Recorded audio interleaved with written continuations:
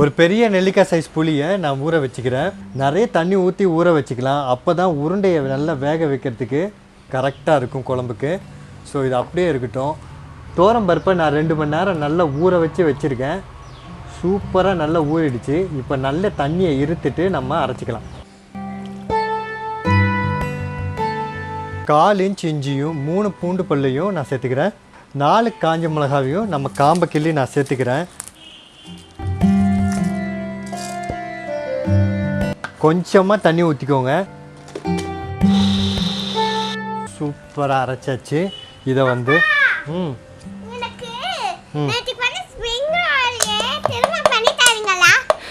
திரும்ப எப்படா பண்ணுறது? நான் வேறு ரெசிபி பண்ண வந்துட்டேன். உனக்கு ரொம்ப பிடிச்சிருக்குன்னு எனக்கு நல்லா தெரியும். அதனால தான் நான் என்ன பண்ணேன், நான் நிறைய பண்ணி வச்சுருக்கேன். ஃப்ரெஷ்ஷாக பண்ணி வச்சுட்டேன். இங்கே வரதுக்கு முன்னாடி அதை அம்மாக்கிட்ட கொடுத்துட்டு வந்திருக்கேன். நீ அம்மாக்கிட்ட கேளு, அம்மா உனக்கு கொடுத்துருவா. சரியா? ஓகே. படிக்க போறியா? சரி, ஓகே. இந்த வீடியோ பிடிச்சிருந்தா லைக் பண்ணுங்க, கமெண்ட் பண்ணுங்க, சப்ஸ்கிரைப் பண்ணுங்க, மறக்காம பெல் ஐகானை கிளிக் பண்ணுங்க. முக்கியமா ஷேர் பண்ணுங்க. ஏன்னா life is better when we share. Okay, bye. see you. So அந்த அப்பளம் ஸ்ப்ரிங் ரோல் இருக்குல்ல, ரொம்ப ரொம்ப யூனிக்கான ஒரு ரெசிபி, ரொம்ப டிஃப்ரெண்ட்டான ரெசிபி. உங்கள் குழந்தைங்களுக்குலாம் பண்ணி கொடுத்தீங்கன்னு வச்சுக்கோங்களேன், ரொம்ப ரொம்ப லைக் பண்ணி சாப்பிடுவாங்க. அப்படி அதை பார்க்கணும் அப்படின்னு நீங்கள் விருப்பப்பட்டீங்கன்னா கீழே டிஸ்கிரிப்ஷன் பாக்ஸில் அந்த வீடியோ லிங்க் கொடுக்குறேன். பாருங்கள், உங்களுக்கு ரொம்ப ரொம்ப கன்ஃபார்மாக உங்கள் ஹோல் ஃபேமிலிக்கே பிடிக்கும்.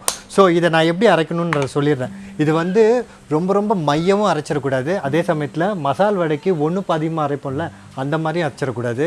கொஞ்சம் நறுநறுன்னு இருக்கிற பதத்தில் நம்ம இதை அரைச்சிக்கணும். ஸோ இதை அரைச்சிட்டு நான் வந்து என்ன பண்ண போகிறேன், ஒரு 2 டேபிள் ஸ்பூன் எண்ணெயை ஊற்றி இதை நல்லா நான் குக் பண்ணிக்க போகிறேன்.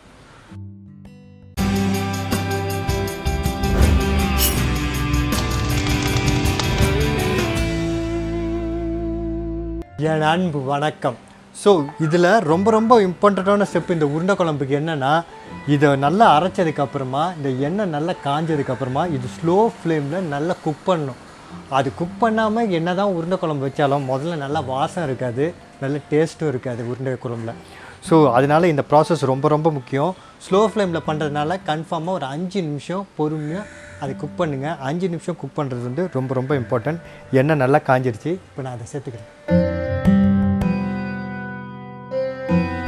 1 டம்ளர் பருப்பை நான் ஊற வச்சுருக்கேன். இது வந்து பார்த்திங்கன்னா ஒரு 4 பேருக்கு ரொம்ப கரெக்டாக இருக்கும்.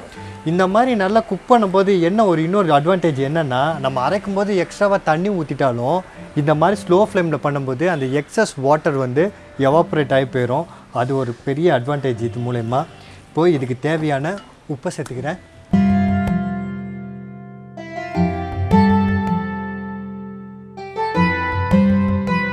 சூப்பராக குக் ஆகிடுச்சு. இப்போ நம்ம எடுத்து வச்சுக்கலாம். ஓகே, இது ஆறுறதுக்குள்ளே நம்ம என்ன பண்ணுவோம், புளியை கரைச்சி நம்ம தனியாக வச்சுக்கலாம்.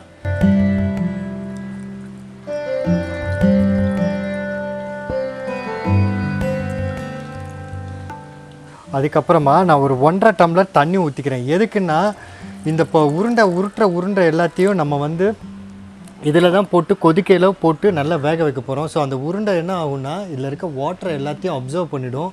ஸோ அதனால் அதை அப்சர்வ் பண்ணதுக்கப்புறமும் அந்த குழம்பு இருக்கணும்னா அவ்வளோ தண்ணி ஊற்றணும். ஸோ அதுக்கப்புறமும் நான் தண்ணி வெந்ததுக்கப்புறமும் தண்ணியாகவே இருக்குன்னா ஒன்றும் பிரச்சனை இல்லை. கொஞ்சம் கொதிக்க விட்டிங்கன்னா அது எவாப்ரேட் ஆகிடும். உங்களுக்கு எந்த கன்சிஸ்டன்சியில் வேணுமோ அதை நீங்கள் அப்படியே வச்சுக்கலாம். ஸோ இதெல்லாம் பர்ஃபெக்டாக ரெடி ஆகிடுச்சு. இதில் நான் என்ன பண்ண போகிறேன், ஒரு 1.5 டேபிள் ஸ்பூன் நான் சாம்பார் பவுடரை நான் சேர்த்துக்கிறேன். நானே அரைச்ச சாம்பார் பொடி. அதை ஆல்ரெடி நான் ஏற்கனவே பண்ணியிருக்கேன். ரொம்ப ரொம்ப யூஸ்ஃபுல்லாக இருக்கும். நீங்கள் அந்த ரெசிபியை நீங்கள் பார்த்தீங்கன்னா, உங்களுக்கு தேவைன்னா நான் கீழே டிஸ்கிரிப்ஷன் பாக்ஸில் அந்த வீடியோ லிங்க் கொடுக்குறேன், போய் பாருங்கள். ஒரு ஃபென்டாஸ்டிக்கான ரெசிபி. ஸோ நான் இப்போ அது 1.5 டேபிள் ஸ்பூன் நான் சேர்த்துக்கிறேன். போட்டுட்டு இதுக்கு தேவையான உப்பையும் நான் சேர்த்துக்கிறேன். உப்பு போடும்போது கொஞ்சம் குறைச்சலாகவே போடுங்க. ஏன்னா கொதிக்க விடும்போது அது நல்லா வத்தும்போது உப்பு ஜாஸ்தியாயிரும். அதனால் உப்பு கம்மியாகவே போடுங்க. ஃபைனலாக செக் பண்ணும்போது உப்பு தேவைப்பட்டால் போட்டுக்கலாம். இப்போ நான் போட்ட உப்பு வத்தினதுக்கு அப்புறமே கரெக்டாக இருக்கும்னு நான் 100% கான்ஃபிடென்ட்டாக இருக்கேன். ஸோ கடைசியில் செக் பண்ணி பார்ப்போம். அப்படி தேவைன்னா நம்ம போட்டுக்கலாம். இப்போ நான் 2 டேபிள் ஸ்பூன் நல்லெண்ணெய் சேர்த்துக்கிறேன். ஊற்றிட்டு எண்ணெய் காஞ்சதுக்கப்புறமா நான் என்ன பண்ண போகிறேன், ஒரு கொஞ்சோண்டு ஒரு 1/4 டீஸ்பூன் அளவுக்கு வெந்தயமும் ஒரு 2 பச்சை மிளகாய், அதுக்கப்புறம் ஒரு 10 சின்ன வெங்காயத்தை நான் போட்டு வதக்கிக்க போகிறேன். ஒரு 2 சின்ன வெங்காயத்தை மட்டும் தனியாக எடுத்து வச்சுக்க போகிறேன். அது எதுக்குன்னு நான் அப்புறம் சொல்கிறேன்.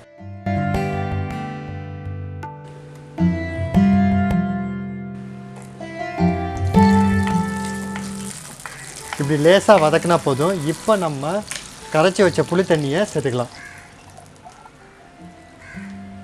லோ ஃப்ளேமில் கொதி வரட்டும்.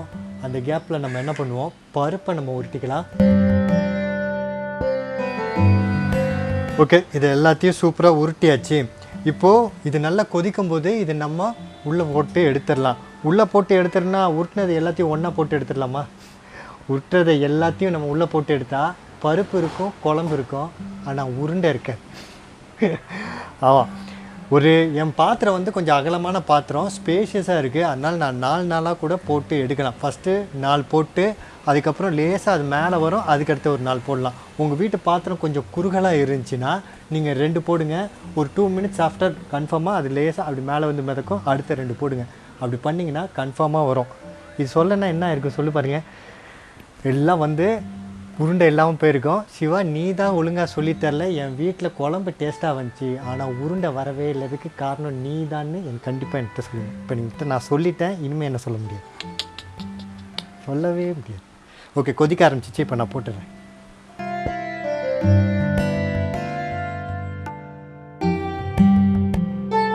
லாஸ்ட்டாக இருந்த துண்டுகளையும் நம்ம இப்போ சேர்த்தாச்சு. அது மிதந்து மேலே வரதுக்கு முன்னாடி நான் என்ன பண்ண போகிறேன், இந்த குழம்பு நல்ல டெக்ஸ்சர் வர்றதுக்கான ப்ராசஸை நம்ம இப்போ பண்ண போகிறோம். அது என்னென்னா, நான் அரை முறை தேங்காய் திருகி வச்சுருக்கேன். 2 சின்ன வெங்காயம் தனியாக எடுத்து வச்சுருந்தேன் இல்லையா, அதை நான் இப்போ சேர்த்துக்கிட்டு அதோட நான் 6லேருந்து 7 மிளகையும் சேர்த்துக்கிறேன். மிளகு நம்ம சேனலில் ரெகுலராக பார்க்குறவங்களுக்கு கன்ஃபார்மாக தெரியும் நான் ஏன் சேர்க்குறேன்னு.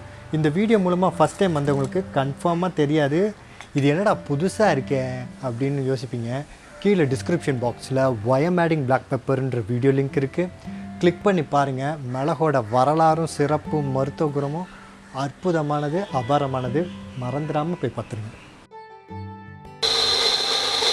சூப்பராக அரைச்சாச்சு. அதே சமயத்தில் போட்ட உருண்டைகள் எல்லாமே நல்ல மிதந்து மேலே வந்துருச்சு. இப்போ நம்ம அரைச்சி வச்ச தேங்காவை சேர்த்துக்கலாம்.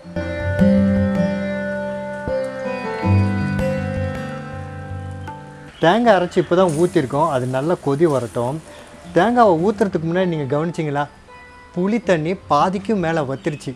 ஒரு பாதி வந்து வேப்பராக போயிருக்கும், மிச்ச பாதி வந்து அந்த பருப்பே நல்லா உறிஞ்சிருக்கும். ஸோ அப்படி உரியறது மூலமாக அது என்ன ஆகுதுன்னா, நல்லா காரம், உப்பு நம்ம போட்டதெல்லாம் நல்லா அப்சர்வ் பண்ணியிருக்கோம்.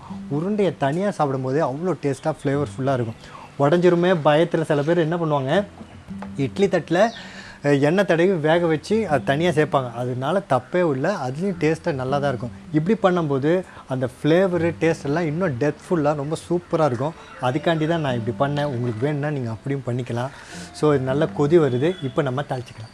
நான் 1 டேபிள் ஸ்பூன் நல்லெண்ணெய் சேர்த்துக்கிறேன், 1 டீஸ்பூன் கடுகு சேர்த்துக்கிறேன், அப்புறமா 1 காஞ்ச மிளகாவை கிள்ளி போட்டுக்கிறேன், கொஞ்சமாக கருவேப்பிலையும் சேர்த்துக்கிறேன். தாளித்து போட்டாச்சு. ஒரு ஃபென்டாஸ்டிக்கான பருப்பு உருண்டை குழம்பு ரெடி. நம்ம சேனலில் வர வீடியோஸ் எல்லாம் உங்களுக்கு பர்சனலாக வாட்ஸ்அப்பில் நோட்டிஃபை பண்ணுமா? எனக்கு ஹாய்ன்னு மட்டும் ஒரு வாட்ஸ்அப் பண்ணுங்கள்.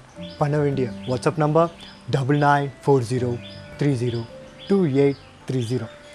இந்த வீடியோ பிடிச்சிருக்குல்ல, அதான் வினய் ஆல்ரெடி முன்னாடியே சொல்லிட்டானே, லைக் பண்ணி ஷேர் பண்ணிவிடுங்க.